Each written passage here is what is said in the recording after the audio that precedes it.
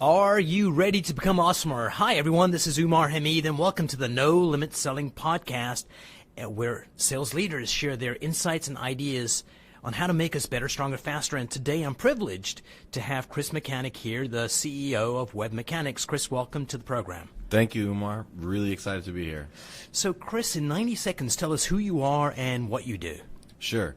Yeah, so I'm co-founder and CEO of WebMechanix. WebMechanix is a performance-based marketing and advertising firm. I like to say we basically help our clients get the phones ringing and the cash registers dinging. So we do online advertising on Facebook, Google Ads. We do a lot of analytics, a lot of testing of different landing pages and things like that. In a prior world, I was self-employed, just internet entrepreneur. Right. And then I was recruited into the agency space. And once I saw how things were being done, I said, hey, let's give it a shot. Let's hang a shingle. I can do it better. I can do it better, exactly. That is awesome. Classic story, right? So we're going to dig deeper into what you guys do because from one point of view, it looks pretty easy. Mm-hmm. And the reality is it's freaking hard. It's like voodoo to figure out what people are thinking out there on the other side of the ad to get them to take action that you want other than ignore.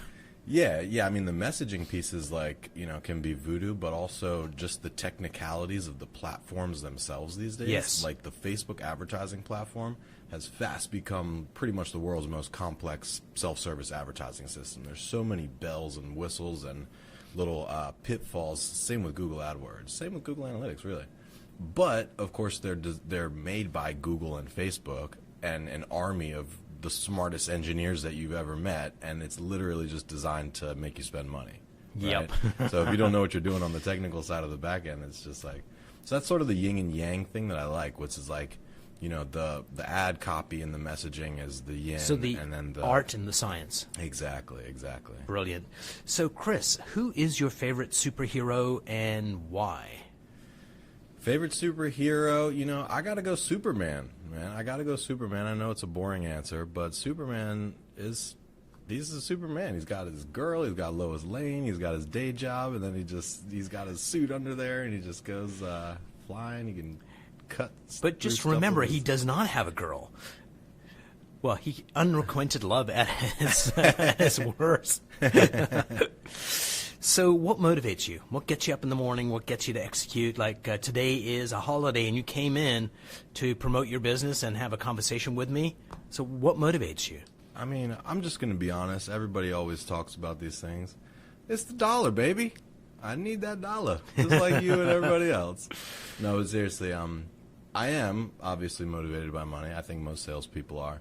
But what's really gratifying, surprisingly gratifying in growing WebMechanix, is seeing people come into the organization very green, very new. So employees, yeah, not knowing anything, and oftentimes having difficulty getting any jobs. They graduated with marketing or business degree or whatever. But within a year, 2 years, 3 years, recruiters are banging down their door, and they're all of a sudden very, very good, just having learned through here. So seeing people grow and progress and go from kind of zero to hero almost is very gratifying too. That is nice. And that's a good sign of leadership because ultimately is how do we get people to go beyond their limitations and reach their potential. That's right. So who's your mentor?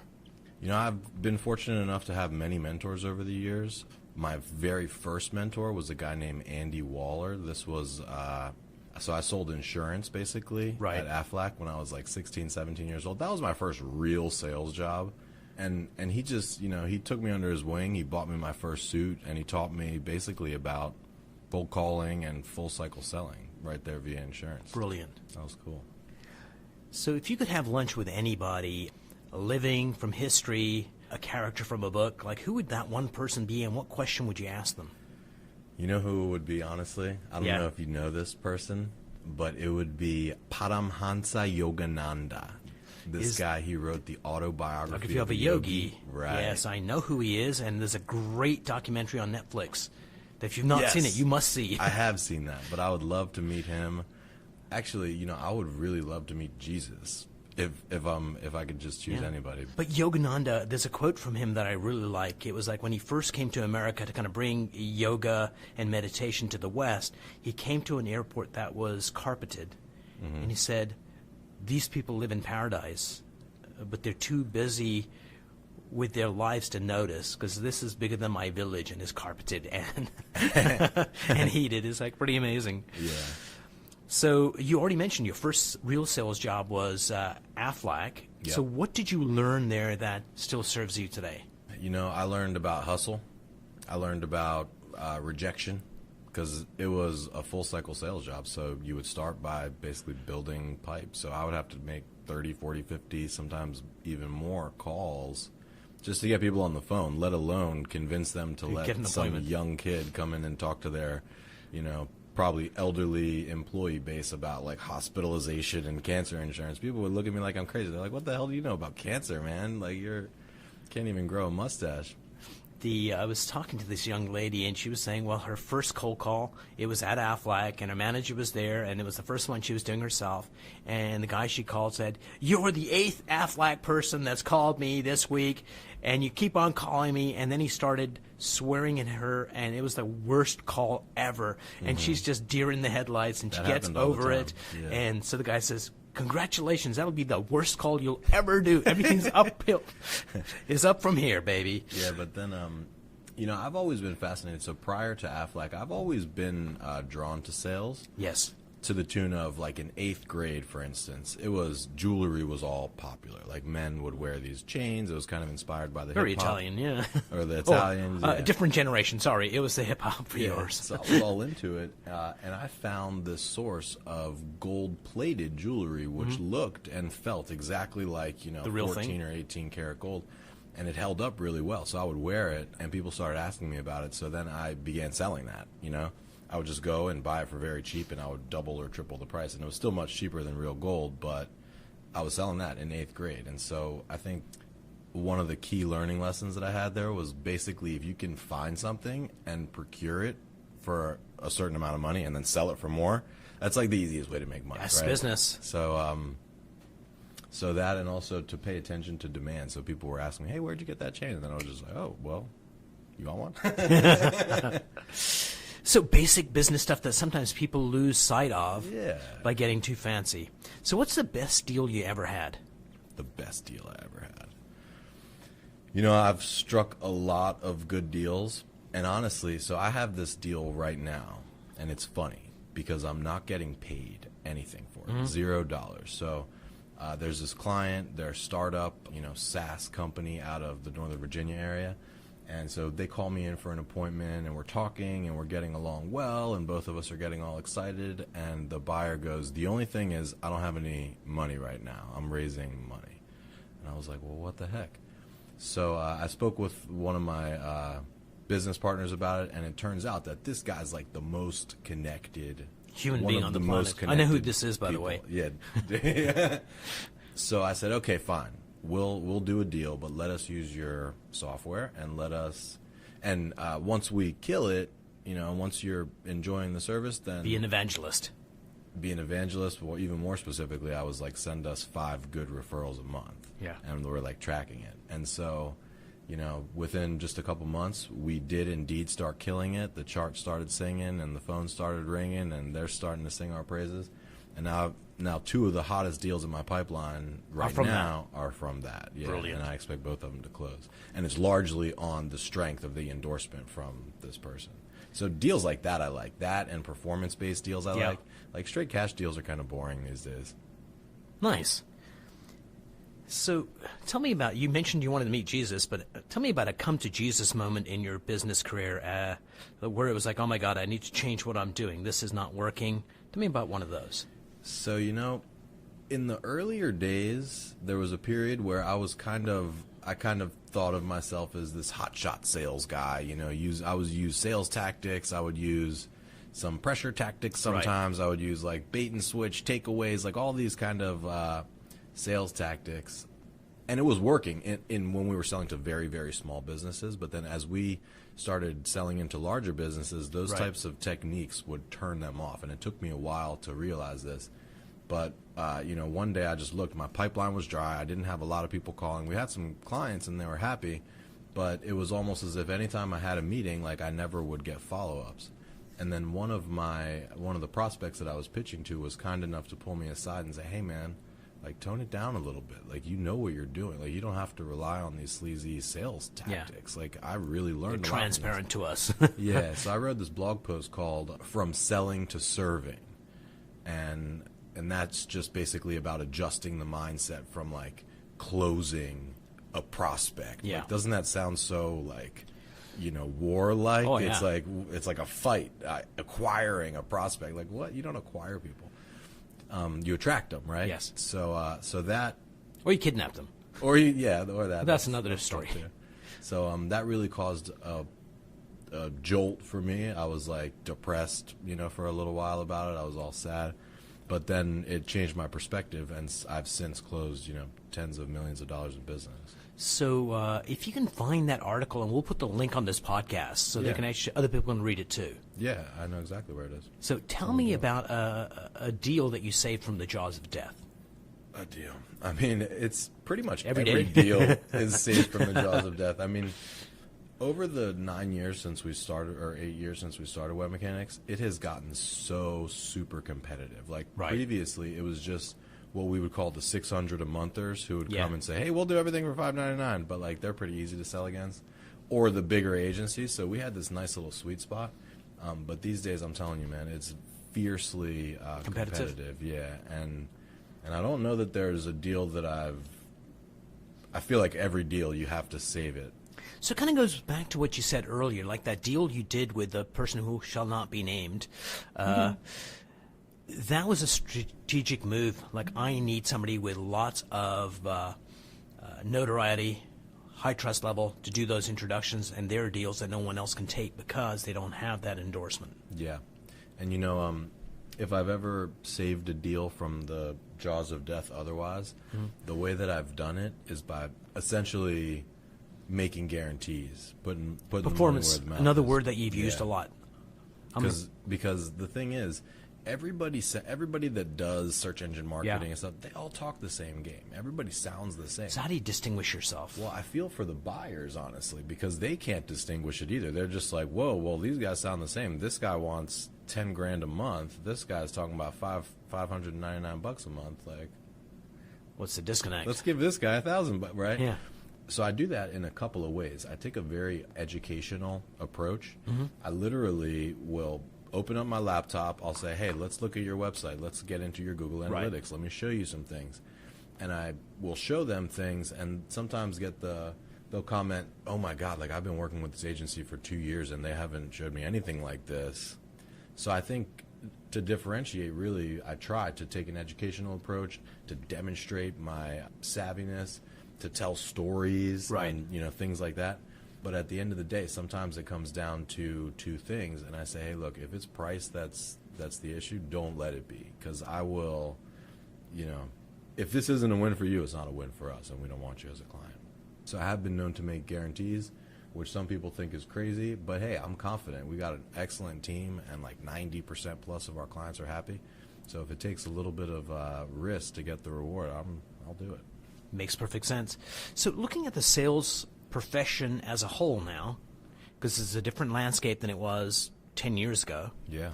So what's the biggest challenge facing companies today as it comes to acquiring new clients, selling?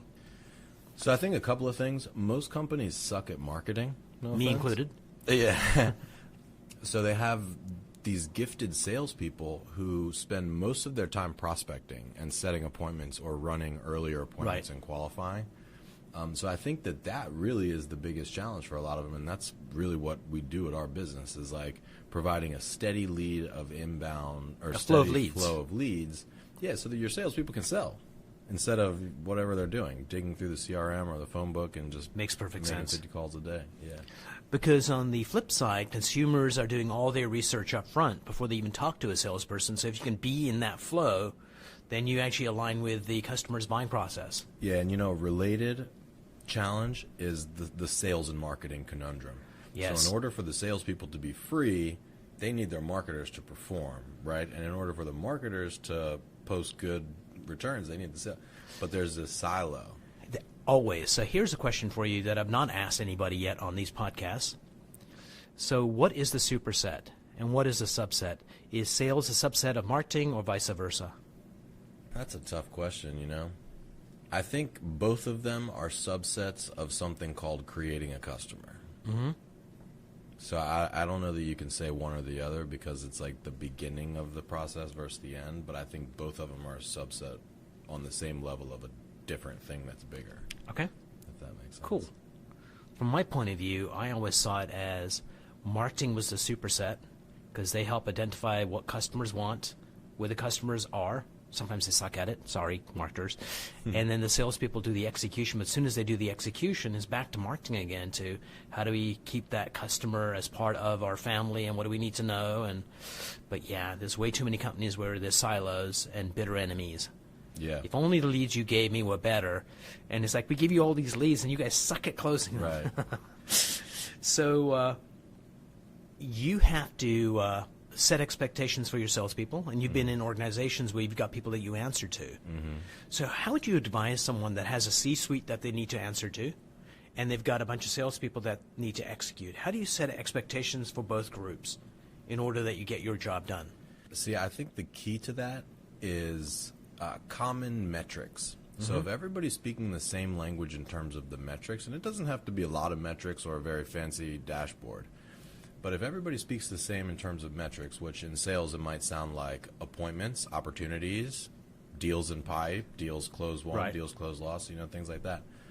If everybody from the C-level on down to the new sales guy and in between speaks the same language, then it helps tremendously. And what you can do to really set expectations on both sides is for the C-suite, have a simple report that's not long or not difficult to read, that just has your main numbers really front and center. Right. So that you can create an understanding, hey, this is how we track success. And then take those same exact numbers and stick them on the sales floor. Like if you're so inclined to have some kind of a dynamic dashboard where when people log stuff in CRM, it populates, that's great. If you want to do it old school style, just grab a whiteboard and start a tally. But that way, everybody knows what the primary goals are, and everybody knows where they're at any given Right. time. So the same landscape, we're looking at the same metrics, makes perfect sense. It's simple, man. I like to keep things really simple. So what's the best advice you've ever gotten? Keep it simple. No, I'm just kidding, man. Best advice I've ever gotten, that's really tough. I'd have to say, that's it. When going into business, get a partner to do it with you who's the yin to your yang, Yep. who has the complementary skill sets. And you found that person. I absolutely did. I grew up with that person, actually. So my partner, Arsham, I've known him since literally birth. I'm like 6 months older, roughly. And we've embarked on various little entrepreneurial adventures over the years. But when I was getting ready to make an exit from agency life and start my own, he happened to be graduating from college at that same time. Nice. And he was with a startup at the time, but he was ready to leave, so we said, hey, let's do it. And that, honestly, Umar, was probably the best advice I've ever gotten and the best decision that I've ever made, because Nice. there's no way. I mean, maybe there's some businesses that can be run with a single partner, but in this business, like, I would have been dead in the water within a year. So nobody if it can weren't be for that. the visionary and the detail person, Right. for example. There's so much that goes into running A business, marketing shop. especially when you got like a bunch of folks. So how do you motivate your sales team? Honestly, we use a lot of your material. We use like visualizations. We use objects, and like anytime an appointment is set, for instance, You ring a back bell? in the day we would ring a bell. Yeah. Now we only ring it when there's a sale, and the operations team always gets like nervous because just the bell rings. So we do a lot of motivation, or a lot of visualization, a lot of kind of pep talks in the morning, and then we bring speakers in too, Nice. like we did with you. And you've got We having read. spoken here, it was like a really hungry group of people who want to learn stuff, which was really cool. Like, how do we do better? And that's kind of your culture here, which is nice. Yeah, absolutely. Yeah, one of our core values that's held up the best over the years is learnaholic. Because in our business, you either learn or you die. You're toast. So people that are attracted to work here are oftentimes like learnaholics, true to form. So how important is the right mindset to selling? Extremely important. Extremely, extremely important. It's probably the most important thing. And this is something that as I grow, I get much better at.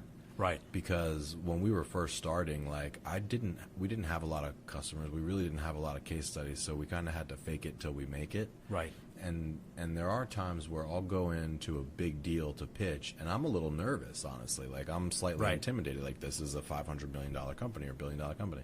But it's critically important to remember your value and to not underestimate or undersell yourself. We have this thing, we call it noob syndrome, which is when somebody's really new, they automatically assume that everybody else knows more than they do. Yep. But then as you grow, you realize that nobody knows what they're doing, right? Like in making soap, they'll kick our butts. Right. But in getting customers and marketing, we dominate. Yeah, absolutely. Right. So, yeah, mindset is incredibly important. And it's important also this is a part of mindset, but to not be overly needy or desperate. Like, you have to be willing to walk away from any deal at any point. Yep. And be fine with it. You know, if that ruins your day, then so be it. So that's just like being in a potential romantic relationships. If you're too needy and clingy, people run away from you. Absolutely. And the people that don't, you should run away from them. Yeah. And people are smart, man. People are intuitive. They can sense that. Oh, you know? Big time. So what's something you know now that you wish you knew 10 years ago that would have helped you be a better leader, better sales guy? Add a zero. People will pay more than what you typically think they will. If you do a good job building the value behind something, if you do a good job understanding their unique scenario and putting something custom together just for them, like, they value it a lot. So whatever price tag you have in mind. Add a zero. Yeah. So we do highlights of this is what you're going to learn in the podcast, and that's going to be the number one piece of advice. Add a zero. So part of your job is, being a leader for this group of, how many people in your company? 30. 30. So what's a piece of advice you would give other leaders to get the most out of their employees? So I would say, and this is something that I'm learning right now. I'm not an expert of this, but this is like my latest leadership kind of thing, is focus. Limit the number of initiatives to like 1 or 2 initiatives at a time, maybe 1 or 2 sub-initiatives. But multitasking is not a good thing. People say I'm a great multitasker. That means you're wasting time. We had a consultant come in and we did this exercise where we're like ripping paper. It's a long story, but it drove the point home. Demonstrated, yes. I think there's a bunch of research now that shows multitasking actually makes sure that you do mediocre in a bunch of things instead of just one. Yeah, and as a leader, I think that most entrepreneurs have a tendency toward multitasking because when you're starting something, you have to switch gears a lot and do many things. So as you grow, you have a tendency to maintain that habit, but it doesn't work at a certain point. You have to have focus, because if you're scatterbrained all over the place, then how do you think everybody else is going to feel, right? So that's really my big thing right now. Focus. And I've been focusing on focus for like a few weeks and already seeing a huge improvement. Nice. I don't remember what the exact question was, but that's close enough. It was like, what's something you shared with other leaders, and you were saying, hey, focus on a few things rather than multitask and do a bunch of stuff. Yep, absolutely. So, Chris, as we wind this thing down, what's a must-read book that salespeople or leaders should be reading? Salespeople, my sales Bible is The New Conceptual Selling by Miller Hyman. Right. Are you familiar with Miller Hyman? I'll add it to my list. It's right there on the shelf. It's the blue one with the red. Yeah. But it's Robert Miller and I think Thomas Hyman. Right. But these guys, they break it down to a science. That book provides all types of tactical advice and like little planning worksheets. They really take their sales seriously. And it's written in, nice, succinct language that's easy to understand. So that's my number one sales book. Number one leadership book, like things such as Good to Great come to mind. Yes. But there's another one, a couple others. There's one called Make the Noise Go Away, and it's all about for a second in command, like what a second in command should do for the CEO to basically help them to have that focus. And then there's one other one that I really like, which is applicable for both sales and marketing, which is called The Ultimate Guide to Mental Toughness, and that's NLP based. Nice. Yeah. It doesn't.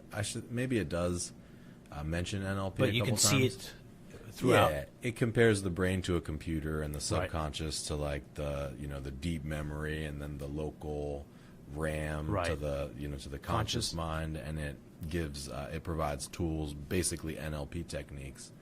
But I was introduced to that a long time ago, and I set up this one routine which I still do to this day in my head, and I've like anchored it, so it's nice. So yeah, that was an approachable, and your books are really good too. Chris, thanks so much for taking time today to have this conversation. I got a lot out of it, and I'm going to focus from now on. Good, yeah, you gotta. Thanks so much. Yeah, thank you, Umar.